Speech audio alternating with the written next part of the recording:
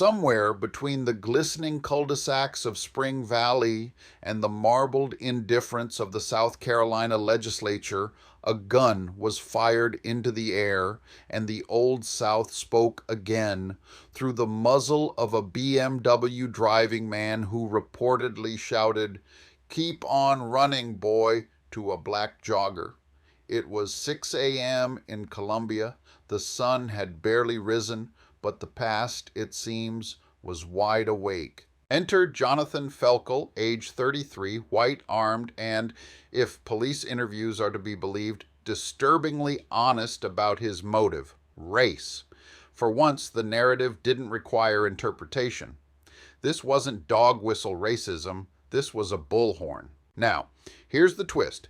Were it not for a newly minted county ordinance passed just weeks prior, South Carolina law would have had exactly nothing to say about Felkel's apparent attempt at 21st century terror by intimidation, no hate crime law, no penalty for motive, just the usual charges: aggravated assault, unlawful discharge, etc.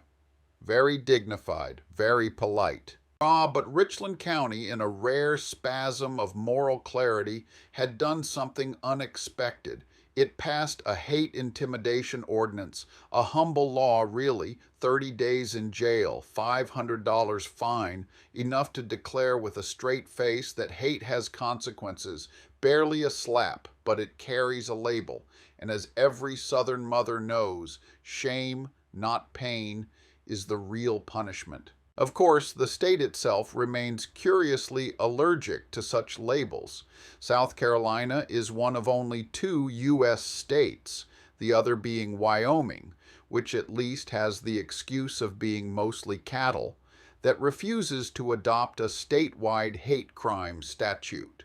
This omission is not bureaucratic oversight, it's tradition. Lest you think this is Columbia's first foray into the grotesque, remember Dime Doe, a black transgender woman shot to death in 2019.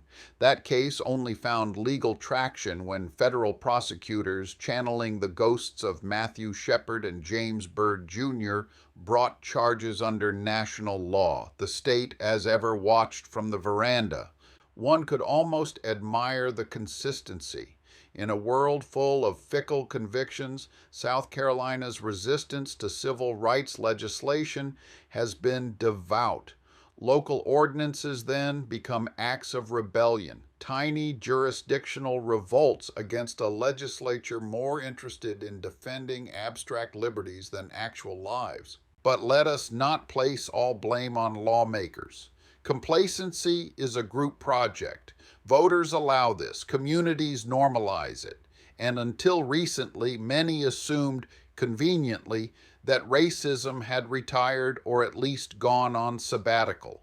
But here it was, stretching its legs on a Thursday morning, brandishing a gun. What this incident reveals, quite without nuance, is that hate crime is not a theoretical concern. It is not a debate club topic. It is not, despite what certain state senators might whisper, woke theater. It is a man with a weapon, a slur, and no legal name for the motive that drove him. So let us offer an ironic toast to Richland County, now the lonely frontier of decency. And let us ask with only the faintest sarcasm, what precisely are the other counties waiting for? A permission slip? An engraved invitation? In the meantime, those of us inclined to moral hygiene should do what we can: press for local ordinances, demand a state law, name the hate, and resist the genteel indifference that allows these acts to persist. Because justice, true justice, should not be a matter of jurisdictional luck. And if the legislature continues to dither, perhaps it's time we jogged their memory loudly.